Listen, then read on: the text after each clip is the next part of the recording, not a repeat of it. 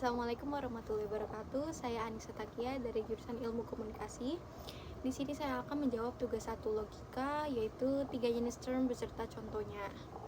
Jenis term yang pertama adalah term berdasarkan konotasi. Term berdasarkan konotasi dibagi menjadi 2, yaitu term konkret dan term abstrak. Term konkret adalah term yang memperlihatkan realitas yang nyata atau berwujud dan bisa dirasakan oleh panca indera. Contohnya adalah kucing itu sedang mengeong. Kucing merupakan bentuk konkret karena dia bisa dirasakan oleh panca indera, yaitu bisa dilihat ataupun dipegang. Kalau term abstrak adalah term yang tidak bisa dirasakan oleh panca indera, seperti cinta, kesedihan, kebijakan, kemarahan. Itu semua kan gak bisa dipegang atau disentuh gitu. Itu namanya term abstrak. Contohnya adalah seperti saya yang bisa merasakan cinta yang begitu besar dari keluarga saya.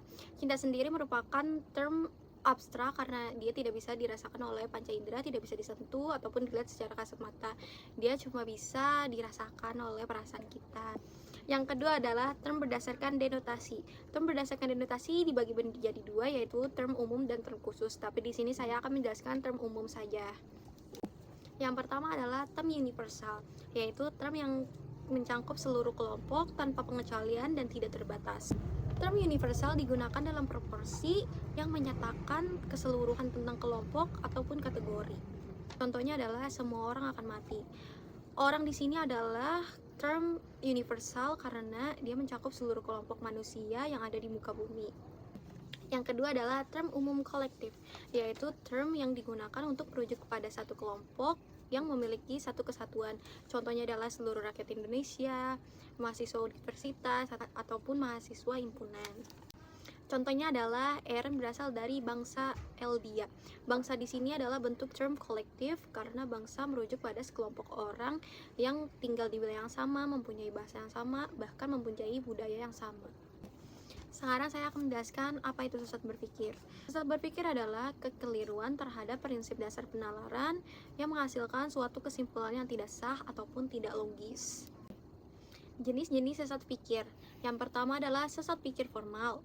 Sesat pikir formal adalah kesalahan dalam logika berpikir yang disebabkan oleh bentuk atau struktur argumen yang tidak valid. Contohnya adalah semua hewan membutuhkan makan. Kucing pun membutuhkan makan. Jadi, semua hewan adalah kucing. Nah, jadi itu adalah sesat pikir secara formal karena premis pertama sudah benar, namun cara pengambilan kesimpulannya yang tidak berlogika. Yang kedua adalah sesat pikir material. Ini terjadi ketika seseorang terlalu fokus pada fakta atau argumen sehingga mengabaikan konteks pada pandangan yang luas.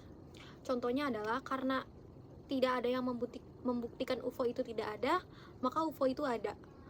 Ini adalah sesat pikir material karena argumen tersebut berdasarkan ketidaktahuan kita. Yang ketiga adalah sesat pikir verbal, yaitu kesesatan berpikir karena kata yang bermakna ganda yang membuat artinya ambigu, tidak jelas, bahkan menyesatkan. Contoh kalimatnya adalah semua orang yang suka bunga adalah orang yang wangi. Saya suka bunga berarti saya adalah orang yang wangi. Itu adalah kesesatan berpikir karena menggunakan penarikan kesimpulan yang tidak valid atau tidak logis.